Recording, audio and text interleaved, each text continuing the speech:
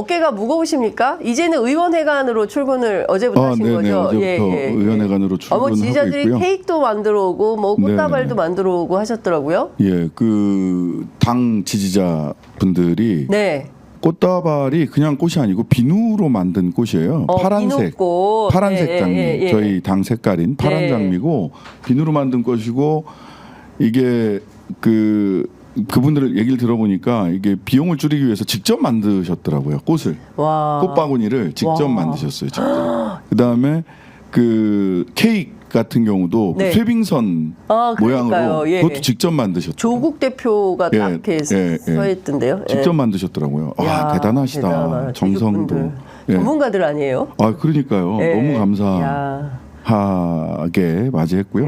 실은 저는 뭐 전에도 한번 말씀드린 적이 있었던 것 같은데 별로 좋은 줄을 모르겠어요. 그냥 해야 될 일이 너무 많으니까 어제와 그제가 큰 차이가 없어요. 그냥 하던 일을 계속 해왔던 거예요.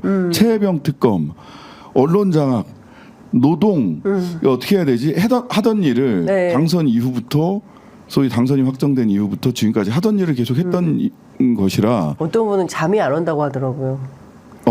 이거 다 어떻게 그러니까 이 일을 어떻게 다 해야 되나 하는 것 때문에 좋은 줄도 모르겠고 하던 일을 계속했다.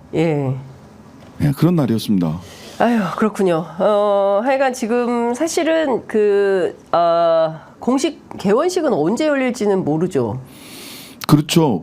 일단 의장 선출은 6월 5일로 지금 잡혀 있는 거고요. 국회법에 따르면 의장 선출을 3일 후, 즉 6월 7일 날 원구성을 마치고 개원식을 하도록 돼 있습니다. 원구성 마치면 개원식 하는 거니까요. 국회법에 따라서. 국회법에 따르면 한 번도 지켜진 적이 없지만, 그래서 저는 이번에는 국회법을 좀 지켰으면 좋겠다. 국회의원들이 안 지키는 법이 두 가지가 있는데 하나는 이런 개원식과 관련된 국회법을 안 지키고요.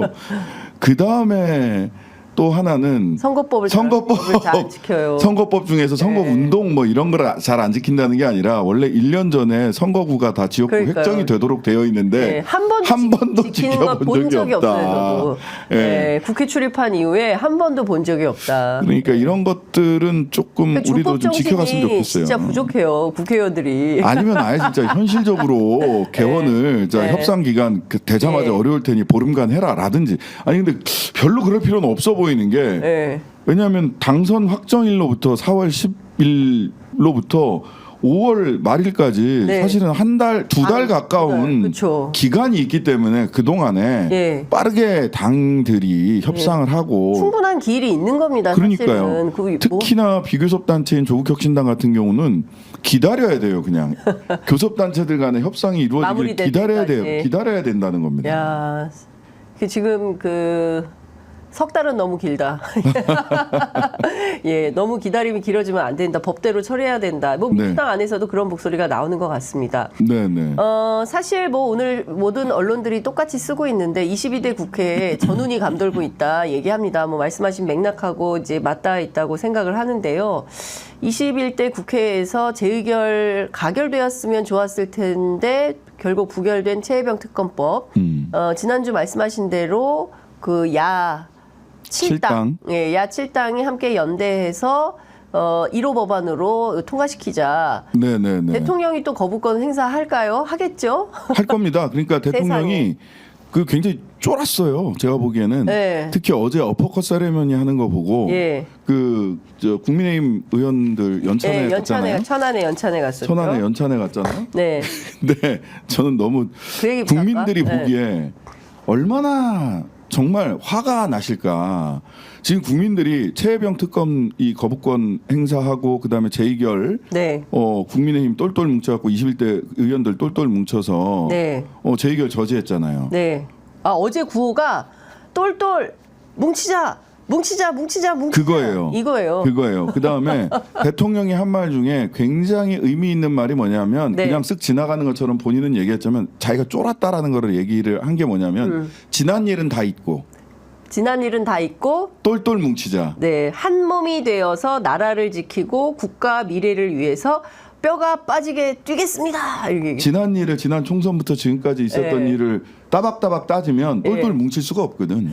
그리고 좋다고 지금 저러고 네, 그 있는 겁니다. 어퍼컷 세레모니하고 웃고 있잖아요. 예. 지금 웃을 때냐고요. 웃음이 나오냐고요. 웃음이 나오냐고요 지금. 국민들이 지금 열받고 정말 민생이 지금 도탄에 빠지고 있는데. 아니 대통령 통화 기록이 나왔어요. 그래요. 지금 웃을 수 있지가 않거든요. 그러니까 저게 뭐냐면 네. 그 허풍선이 같은 허풍선이 남자의 웃음이에요. 네.